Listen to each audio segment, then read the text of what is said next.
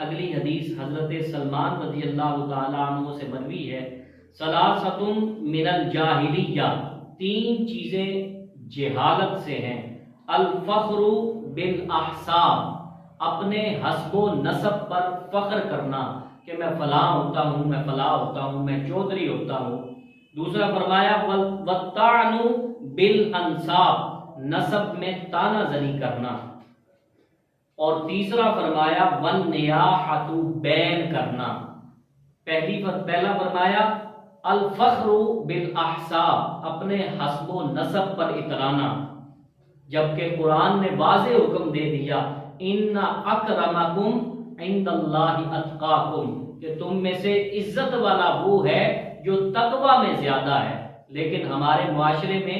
یہ بات بھی دیکھنے میں آتی ہے کہ ہم حسب و نسب پر بہت زیادہ اتراتے ہیں۔ جیسے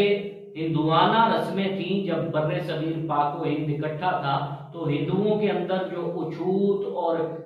دیگر قسم کے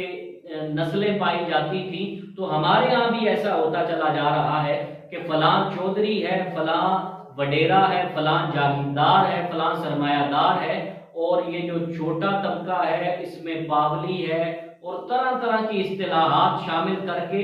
یہ اسی کا شاخسانہ ہے کہ حضور نے فرمایا کہ تین چیزیں جاہلیت سے ہیں، یہ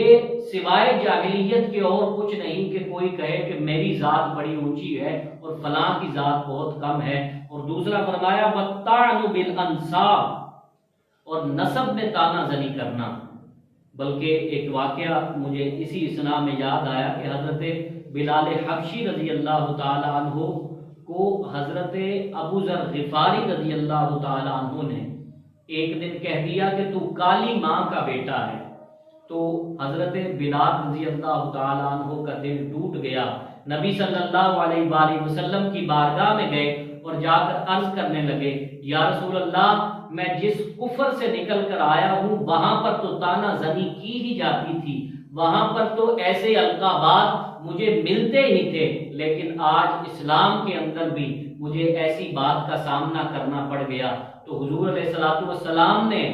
حضرت بلال حبشی کو کہا کہ جا ابو ذر کو جا کر یہ کہہ کہ اگر یہ تانا ہے کالی ماں کا بیٹا ہونا تو یہ تانا جا کر اپنے نبی کو بھی دے۔ جب حضرت بلال حبشی رضی اللہ تعالی عنہ حضرت ابو ذر غفاری کے پاس واپس پلٹے اور جا کر یہ بات کہی تو آپ اتنے شرمندہ ہوئے کہ آپ نے کہا کہ وہ جوتا اٹھا اور میرے منہ پر مار جس منہ سے میں نے یہ بات کہی۔ اور نسب پر تانا زنی کرنا یہ انتہائی قبیح فعل ہے اور قبیح عمل ہے، اس سے بہر صورت ہمیں بچنا چاہیے۔ اور تیسری چیز فرمایا والنیاحۃ، بین کرنا۔ ہمارے ہاں اکثر خواتین میں یہ مسئلہ پایا جاتا ہے کہ جب بھی کسی ایسے گھر میں ان کا جانا ہو کہ جہاں پر فوتگی ہو اور جہاں پر کسی کا وصال ہو گیا ہو، کسی کی ڈیتھ ہو گئی ہو، تو ایسے قبیح فعل میں خواتین زیادہ پائی جاتی ہیں کہ وہ بین کرتی ہیں۔ حضور علیہ الصلوۃ والسلام نے منع فرمایا، حضور نے فرمایا کہ بین نہیں کیا جائے گا، چادر اور چار دیواری کے تقدس کو پامال نہیں کیا جائے گا، اور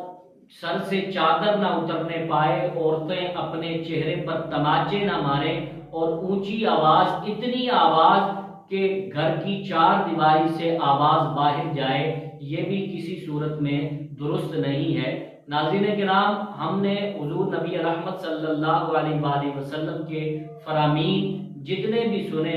اللہ رب العزت سے دعا ہے کہ اللہ رب العزت ان تمام پر ہمیں عمل کرنے کی توفیق عطا فرمائے۔ آپ سے پھر ملاقات ہوگی اگلے پروگرام میں۔ اگلے پروگرام تک کے لیے اجازت دیجیے۔ اللہ حافظ و ناصر، وآخر دعوانا ان الحمد للہ رب العالمین۔